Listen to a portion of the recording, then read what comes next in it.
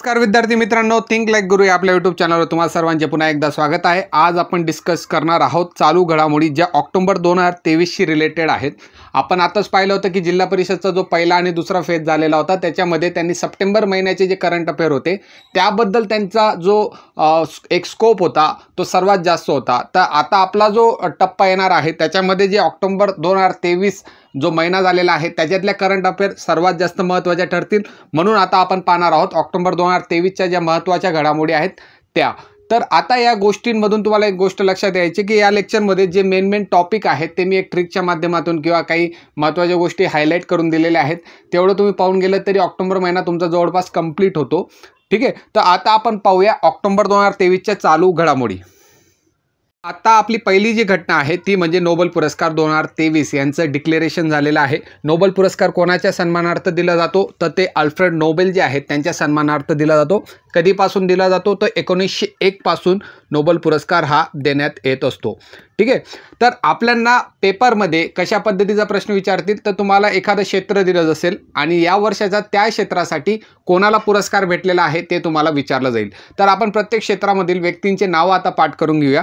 पहिलं जे क्षेत्र असणार आहे ते तुमचं वैद्यकीय क्षेत्र असणार आहे। वैद्यकीय क्षेत्रामध्ये कोणाकोणाला पुरस्कार भेटलेला आहे तर कॅटलिना कारिको जे हंगरीचे आहेत आणि ड्रे विस्मन यांना तो भेटलेला आहे।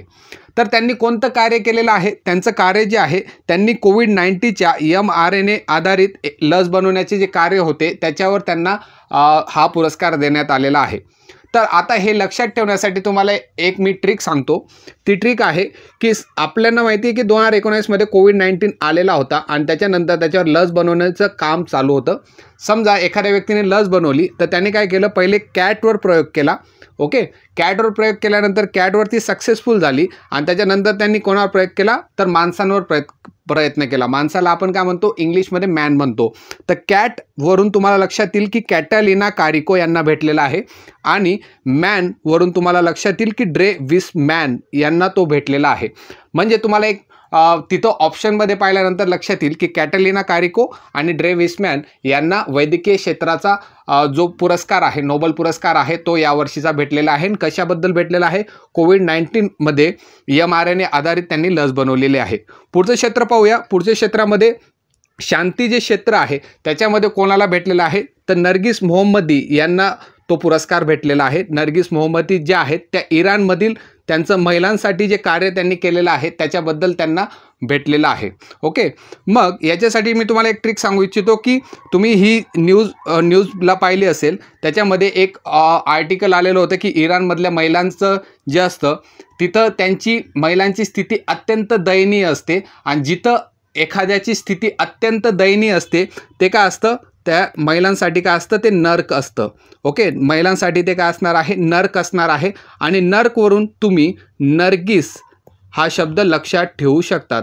जर ऑप्शनमध्ये आलं तर तुमच्या डोक्यात आपोआप क्लिक होऊन जाईल, नर्क नरगिस हे तुम्ही लक्षात ठेवू शकतात। पुढचं क्षेत्र पाहूया। पुढचं क्षेत्र आहे साहित्यामध्ये। साहित्य क्षेत्रामध्ये ज्यांना नोबेल पारितोषिक मिळाले आहेत ते आहेत जॉन फासे आणि ते कुठले आहेत, नॉर्वेचे आहेत।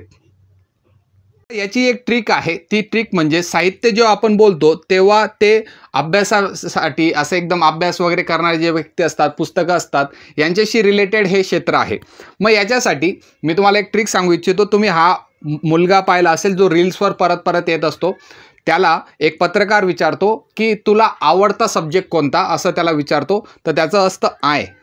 तो प्रत्येक प्रश्नाला आय करत राहतो आणि त्याच्यामध्ये एवढा कॉन्फिडन्स असतो की तो सगळ्या प्रश्नांचं उत्तर एकदम चांगल्या पद्धतीने देतो। जसं त्याला प्रश्न विचारतो की तुझा आवडता सब्जेक्ट काय, तर तो उत्तर देतो बैंगन। ओके, मग जेव्हा तो प्रश्न असा विद्यार्थी आहे तो जेव्हा कॅमेरा समोर येतो तेव्हा हा आपला जो हिरो आहे, ओके, हा आपला हिरो त्याला काय सांगतो, ये फस गया। म्हणजे अभ्यास न करता जर उत्तर दिले तर तो काय असतो, फसून जातो। आणि फस गया याच्यावरून तुम्हाला जॉन फासे फस ही जी जवळपास जी रायमिंग आहे त्याच्यावरून तुम्हाला साहित्य क्षेत्रामधला जो पुरस्कार आहे जॉन फासे यांना मिळाला हे तुम्ही टिक करून येऊ शकतात।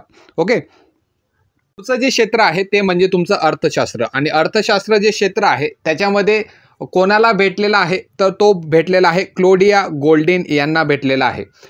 अर्थशास्त्र जे क्षेत्र असतं ते जनरली पैसा, नंतर सोनं, या गोष्टींवर डिपेंड असतं. भरपूर जे अर्थशास्त्र असतात, किती पैसे आहेत, किती देशामध्ये गोल्ड आहे, या गोष्टींवर सर्व डिपेंड असतं. आणि गोल्ड याच्यावरूनच तुम्हाला समजतं की गोल्डीनला भेटलेला आहे तो तुमचा अर्थशास्त्राचा नोबल. ओके, नाव इतकं जास्त कॉम्प्लिकेटेड नाही. गोल्डवरून तुम्हाला भेटून जातं अर्थशास्त्र. अर्थशास्त्रातला नोबल ज्यांना भेटलेला आहे क्लोडिया गोल्डीन यांना भेटलेला आहे. त्यांचं कार्य काय तर श्रम बाजारमधील महिलांचे जे योगदान आहे त्याबद्दल त्यांनी रिसर्च केलेली होती आणि त्याच्याबद्दल त्यांना या वर्षाचा अर्थशास्त्रामधील नोबल भेटलेला आहे. तर आता आपलं पुढचं क्षेत्र आहे ते म्हणजे भौतिकशास्त्र. आणि भौतिकशास्त्रावरचे प्रश्न जनरली MPSC UPSC सर्व ठिकाणी याचा रेफरन्स घेऊन प्रश्न विचारले जातात. आणि IBPS TCS सुद्धा या नेक्स्ट येणाऱ्या पॅटर्नमध्ये हे प्रश्न विचारू शकतात. तर भौतिकशास्त्रामध्ये टोटल 3 लोकांना भेटलेले आहेत. पहिले आहेत पिएरे एगोस्टिनी, ओके, जे फ्रान्सचे आहेत. नंतर दुसरे आहेत फेरेनक्रोच जे हंगेरीचे आहेत. आणि एनी एल हुइलियर जे फ्रान्सचे आहेत. या तिघांना भौतिकशास्त्रामध्ये नोबल पारितोषिक यावर्षी मिळालेले आहे. मग याच्यासाठी तुम्हाला ट्रिक सांगतो की ही जी न्यूज होती, ही जी तुम्हाला न्यूज दिसते ती न्यूज एका चॅनलला आलेली होती की 35 वर्ष का कावडा रुसलेला होता आणि त्याच्याबद्दल त्यांनी डिस्क्रिप्शन देत बसलेले होते.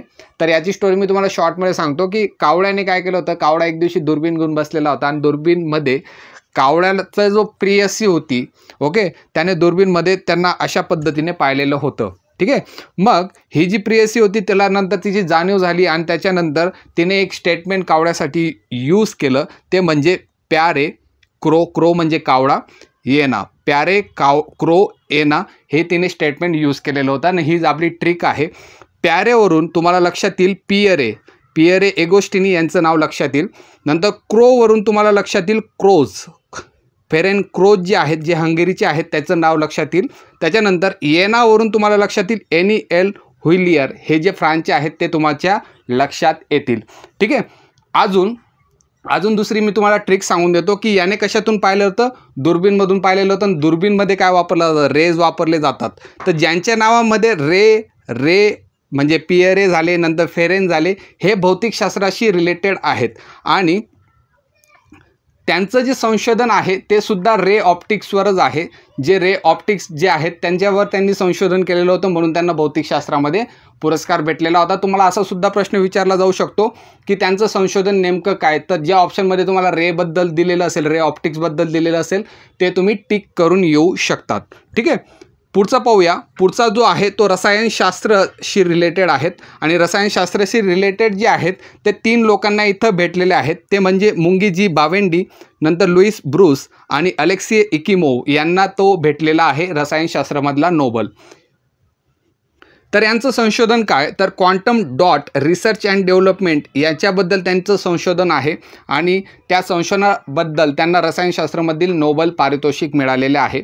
ट्रिक सांगतो. इथं तुम्हाला पिक्चरमध्ये दिसत असेल एक मुंगी दिसत असेल आणि ती ब्रश घेऊन एकटी निघालेली आहे. ओके, मुंगी आहे ती ब्रश घेऊन एकटी निघालेली आहे.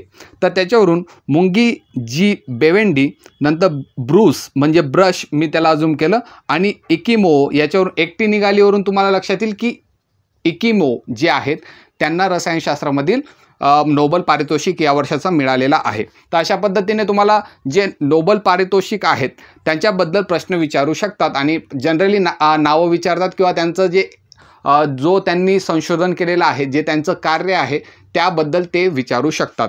ओके. तर पुढचं आपण पाहूया की 19वे जे एशियन गेम झालेले आहेत त्याच्याबद्दल तुम्हाला प्रश्न विचारू शकतात. आणि मी याच्यात 1 लाइनरमध्ये काही गोष्टी कंपाईल करून दिलेल्या आहेत. ठीक आहे. तर आता आपण पाहूया 19व्या एशियन गेम्समधल्या ज्या महत्त्वाच्या ज्या बाबी आहेत. तर भारताचा क्रमांक कितवा होता तर भारताचा क्रमांक 4था क्रमांक भारताचा होता. ओके. भारताचे जे मेडल आहेत ते 28 सुवर्ण पदक होते. ओके, भारताला 28 सुवर्ण पदक भेटलेले होते, 38 त्यांना रौप्य पदक भेटलेले होते आणि 41 कांस्य पदक त्यांना भेटलेले होते. म्हणजे आपल्यांना भेटलेले होते, त्यांना म्हणण्यापेक्षा आपल्यांना भेटलेले होते. आणि टोटल भारताला 107 पदक एशियन गेम्समध्ये भेटलेले होते. मग भारताचा जर क्रमांक 4था आहे तर 1, 2 आणि 3 क्रमांक कोणाचा, तर पहिला जो क्रमांक होता तो चीनचा होता, 383 मेडल त्यांना भेटले होते. द्वितीय क्रमांक जो होता तो जपानचा होता, 188 पदकं त्यांना भेटलेले होते. आणि तृतीय क्रमांक जो होता तो कोरियाचा होता, त्यांना 190 पदकं भेटलेले होते. जनरली ही जी रँकिंग असते ती सुवर्ण पदकामध्ये सुवर्ण पदक कोणाकडे जास्त आहेत त्याच्यानुसार लावलेली असते. असं सांगू नका की जपानला 188 भेटले सर आणि कोरियाला 190 भेटले तर कोरियावरती पाहाल, तर नाही. सुवर्ण पदकाची जी टॅली असते त्याच्यानुसार क्रमांक हे दिले गेलेले असतात. ओके. नंतर तुम्हाला प्रश्न विचारू शकतात की एशियन गेम्समध्ये उद्घाटक जेव्हा झालं तेव्हा भारताचे ध्वजवाहक कोण, तर हरमनप्रीत कौर जी आहे ती क्रिकेट खेळते, ते एक एशियन गेमचे ध्वजवाहक होते. आणि लवलीना जी आहे ती बॉक्सिंग खेळते आणि त्यांच्याकडे एशियन गेमची उद्घाटनाची ध्वजवाहक ते दोघीजण होते. नंतर समारोप जो सोहळा केलेला होता त्याच्यामध्ये ध्वजवाहक कोण, तर PR श्रीजेश जे हॉकी प्लेयर आहेत ते 19व्या एशियन गेमचे समारोपचे ध्वजवाहक होते. नंतर सर्वात जास्त सुवर्ण पदक भारताला कोणत्या खेळ प्रकारात मिळाले, तर शूटिंगमध्ये सर्वात जास्त जे सुवर्ण पदकं होते ते शूटिंगमध्ये आपल्याला भेटलेले आहेत. नंतर महत्त्वाचा जो आहे 7व्या नंबरचा पॉईंट आहे ते म्हणजे अविनाश साबळे महाराष्ट्राचे आहेत, त्यांना ॲथलीट आहेत ते आणि त्यांना सुवर्ण पदक भेटलं होतं 3000 मीटर धावण्याच्या शर्यतीमध्ये. एका एक्झाममध्ये विचारला गेलेला आहे, आत्ता जी एक्झाम झालेली होती त्याच्यात विचारला गेलेला होता की त्यांना कोणत्या प्रकारात सुवर्ण पदक भेटले, तर 3000 मीटर ॲथलीटमध्ये त्यांना भेटलेलं होतं. नंतर 5000 मीटरमध्ये त्यांना रौप्य पदकसुद्धा भेटलेलं आहे. ही गोष्टसुद्धा तुम्हाला लक्षात ठेवावी लागेल.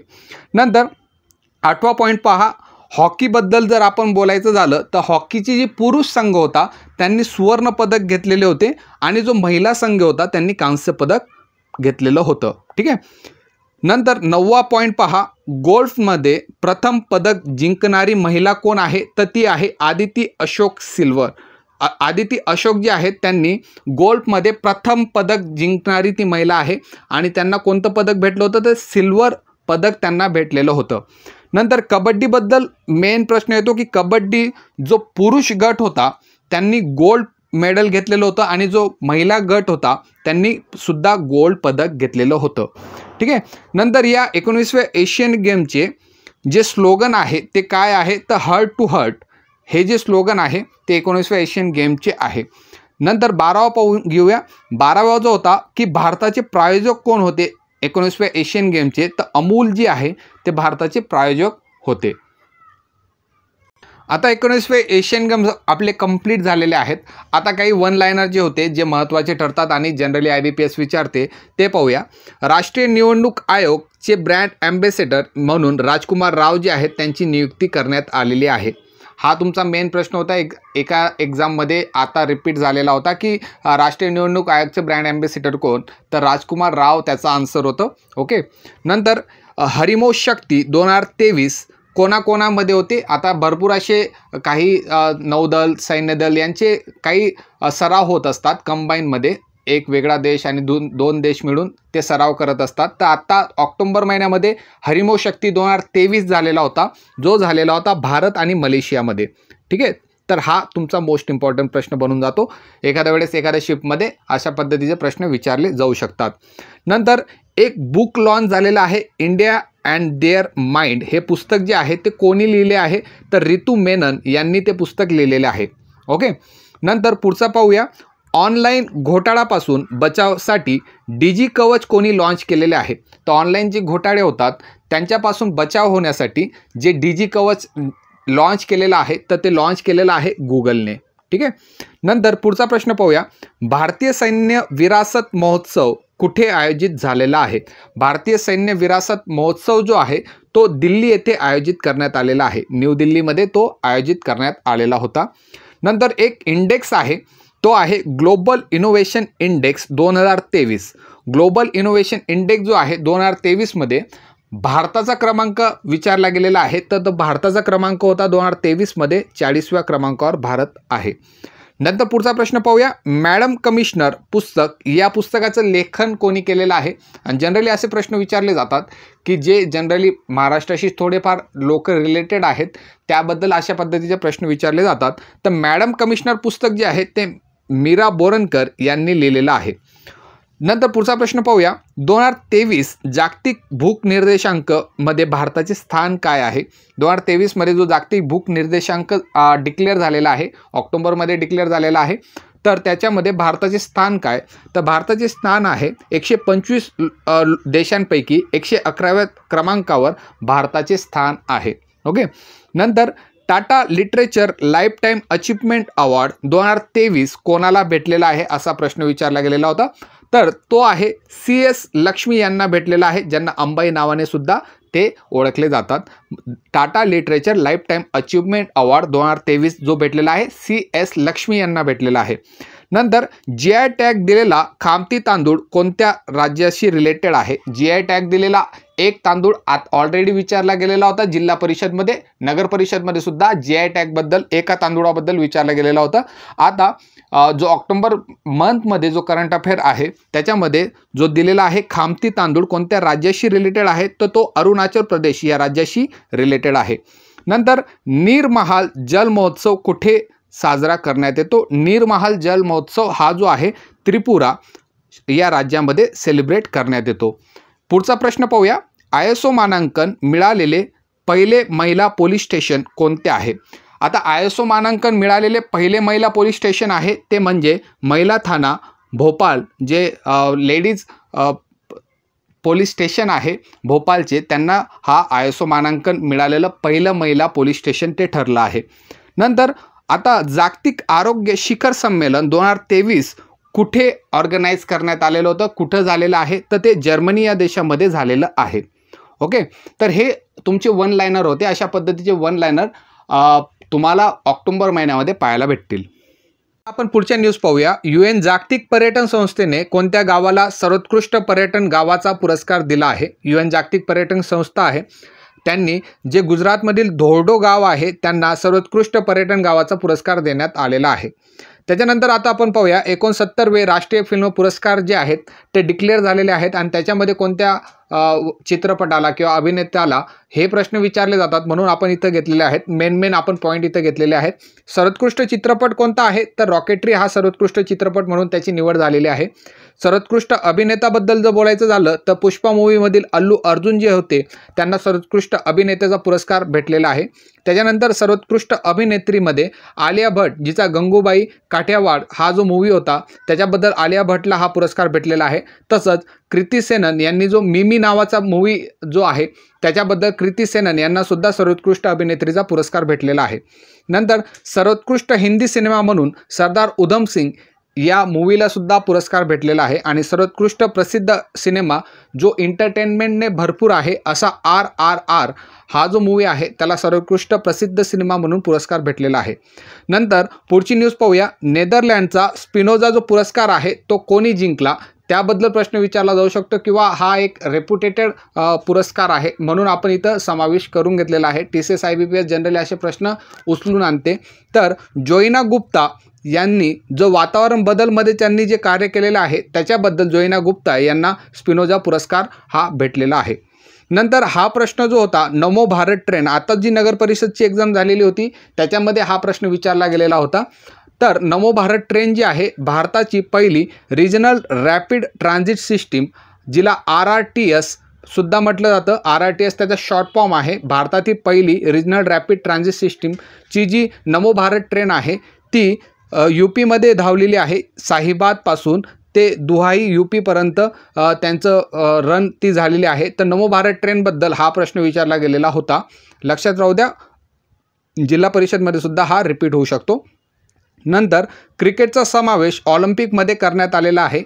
आता आपण न्यूजमध्ये पाहिलं आहे की 2028चे जे ऑलिम्पिक गेम्स आहेत त्याच्यामध्ये क्रिकेटचा समावेश करण्यात आलेला होता. याच्या आधी क्रिकेटचा जो समावेश होता 1900च्या ऑलिम्पिकमध्ये क्रिकेटचा समावेश होता. त्याच्यानंतर आता 2028मध्ये क्रिकेटचा समावेश हा ऑलिम्पिकमध्ये करण्यात येणार आहे. पुढचे पाहूया. पुढचे जे करंट अफेअर आहेत ते म्हणजे आता डिफेन्सबद्दल जर बोलायचं झालं तर डिफेन्समध्ये आता भारत आणि बांगलादेशमधील अभ्यास जो सैन्य अभ्यास होता तो झालेला आहे, त्याला संप्रीती 11 हा जो अभ्यास झालेला होता तो मेघालय येथे झालेला आहे, भारतात झालेला आहे, म्हणून हा महत्त्वाचा ठरतो. तर भारत बांगलादेशमधला जो सैन्य अभ्यास होता तो काय होता, संप्रीती 11. नंतर भारत आणि कझाकिस्तान यांच्यामध्ये सुद्धा सैन्य अभ्यास झालेला होता, ज्याला काझिंद असं म्हटलं जातं. काझिंद त्याला म्हटलं जाणार आहे, काझिंदच नाव असतं. तर तो कुठं झालेला आहे, तर कझाकिस्तानमधील ओटार जे आहे तिथं भारत आणि कझाकिस्तानमधील सैन्य अभ्यास झालेला आहे. आता आपण पाहूया काही महत्त्वाच्या योजना, ज्या योजना या मंथमध्ये काही योजना ज्या होत्या त्या फोकसमध्ये होत्या किंवा काही योजना ज्या आहेत त्या या मंथमध्ये डिक्लेअर झालेल्या होत्या. पहिली जी योजना आहे मेरा युवा भारत जे पोर्टल आहे त्याचं उद्घाटन प्रधानमंत्री नरेंद्र मोदी यांनी केलेलं आहे. आणि कधी उद्घाटन केलेलं होतं, तर 31 ऑक्टोंबर जे सरदार वल्लभभाई पटेल आहेत त्यांच्या जन्मदिनी म्हणजे 31 ऑक्टोंबर रोजी मेरा युवा भारत पोर्टलचे उद्घाटन करण्यात आलेले आहे. आणि या पोर्टलचं मुख्य उद्दिष्ट आहे की युवकांचे सरकारी कार्यात सहभाग वाढवणे हे त्याचे मुख्य उद्दिष्ट आहे. नंतर एक आभा योजना जी आहे, जी जनरली जुनी आहे. आभा कार्ड असतं ते एकदम जुनं असतं, परंतु या मंथमध्ये त्याच्याबद्दल थोडेफार प्रमाणात करंट अफेअरमध्ये पाहण्यात आलेलं होतं. तर तुम्हाला डायरेक्टली प्रश्न विचारला जाऊ शकतो की आभाचा फुल फॉर्म काय, तर Ayushman, A for Ayushman, B for Bharat, H for health आणि ए फॉर अकाउंट हे आभाचा फुल फॉर्म आहे, जनरली विचारलं जाऊ शकतं. तर आयुष्मान भारत हेल्थ अकाउंट हे तुमचं हेल्थशी रिलेटेड ही तुमची करंट अफेअर आहे. आणि हे काय आहे, तर एक डिजिटल हेल्थ अकाउंट आहे, ज्याच्यामध्ये एक तुम्हाला 14 अंकी डिजिटल कार्ड दिले जातं, ज्याच्यावर 14 अंक असतात आणि त्याच्यानुसार ट्रीटमेंट ही होत असते. लास्टवाले MCQ पाहूया की लिओनल मेस्सी जे आहेत, जे फुटबॉल या खेळाशी संबंधित आहेत, त्यांना 8व्यांदा बॅलन डिओर हा मानाचा पुरस्कार भेटलेला आहे. हा प्रश्नसुद्धा विचारला जाऊ शकतो की लिओनल मेस्सी किंवा बॅलन डिओर हा सर्वात जास्त कोणी जिंकलेला आहे, तर लिओनल मेस्सी यांनी जिंकलेला आहे. 2023चा बॅलन डिओर हा सुद्धा लिओनल मेस्सी यांनी जिंकलेला आहे, जे फुटबॉल या खेळाशी संबंधित आहेत. नंतर पुढचा जो आहे, युनेस्कोने भारतातील पहिले साहित्य शहर म्हणून काझिकोडची निवड केलेली आहे. काझिकोड जे आहे ते केरळ या राज्यात स्थित आहे आणि युनेस्कोने भारतातलं पहिलं साहित्य शहर म्हणजे सिटी ऑफ लिटरेचर म्हणून काझिकोडची निवड करण्यात आलेली आहे. हा प्रश्न अत्यंत महत्त्वाचा तुम्हाला ठरतो. नंतर पुढे पाहूया, पहिले उच्च तंत्रज्ञान आधारित दिव्यांगांसाठी स्पोर्ट्स ट्रेनिंग सेंटरचे उद्घाटन नरेंद्र मोदी यांनी कोठे केले असं विचारलं जाऊ शकतं, तर ग्वालियर येथे त्यांनी केलेले आहे. आणि त्या स्पोर्ट्स ट्रेनिंग सेंटरला अटल बिहारी वाजपेयी यांचे नाव देण्यात आलेले आहेत. अशा पद्धतीने आपण ऑक्टोबर मंथचे भरपूर करंट अफेअर कव्हर करण्याचा प्रयत्न केलेला आहे. आणि नक्कीच हे व्हिडिओ तुम्हाला येणाऱ्या आगामी जे पेपर आहेत त्याच्यामध्ये याच्यापैकी 1-2 तुम्हाला प्रश्न पाहायला भेटतील. पद्धतीने आपण ऑक्टोबर 2023चे भरपूर MCQच्या स्वरूपात किंवा ट्रिकच्या स्वरूपात आपण क्वेश्चन पाहिलेले आहेत, जे TCS आणि IBPS सध्याचा पॅटर्न पाहता अशा पद्धतीचे प्रश्न तुम्हाला विचारले जाऊ शकतात. लेक्चर पूर्ण पाहिल्याबद्दल धन्यवाद.